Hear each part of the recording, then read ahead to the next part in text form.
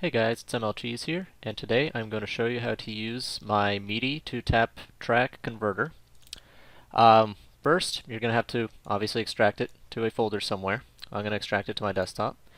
There's a nice handy little README that comes with it.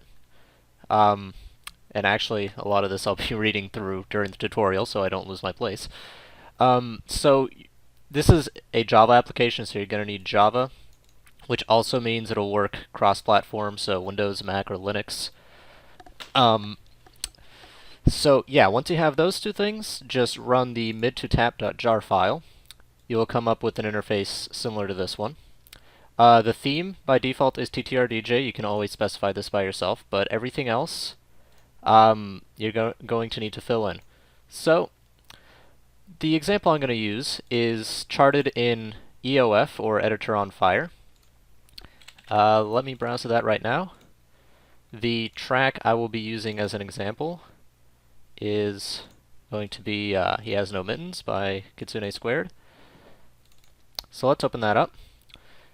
So here I have, or well, actually, Thomas charted this one, but here I have the chart for He Has No Mittens.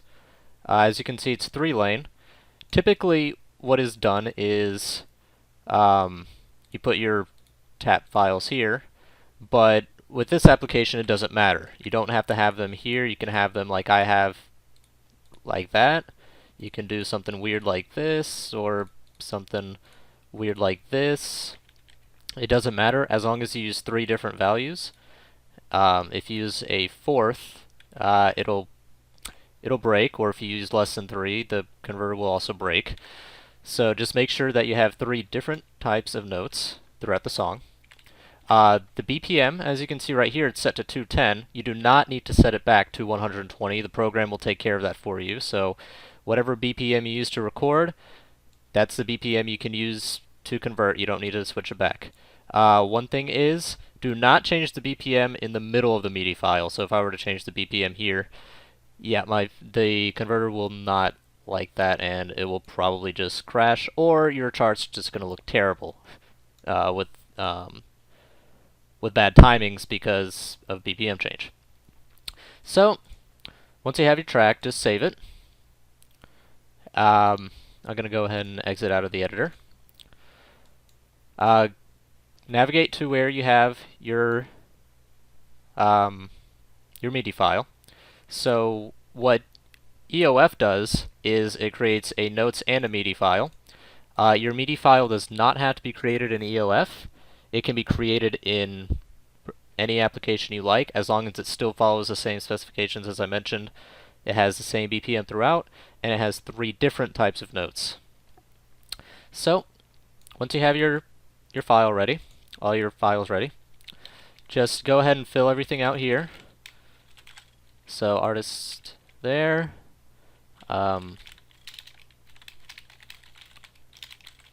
name here, and then browse to the MIDI folder, or to the folder with your MIDI in it. So in my case it's on my desktop in there. Choose the MIDI folder, or file. Then select your audio file.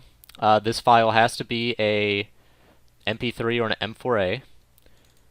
And then the artwork is optional, but I would highly recommend it, because if you have too many tracks without artwork, your TapTap application might crash, or at least it did for me. So always a good idea to have a artwork image.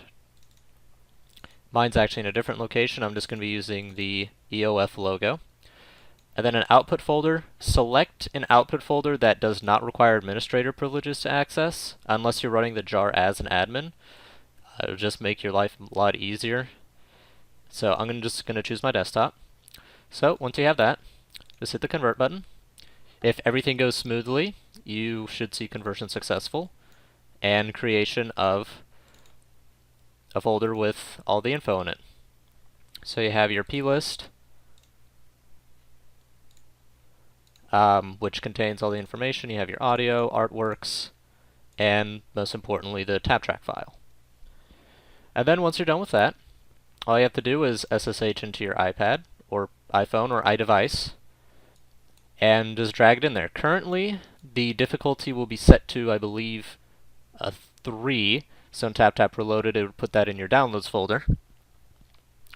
And that'll be all for this tutorial. I hope you enjoyed it, and I hope it's helpful. If you have any questions, just comment, or in the TapTap World Players forum, just PM me. I'm also looking for suggestions, and if you do have an error, please report it to me so I can get that fixed ASAP.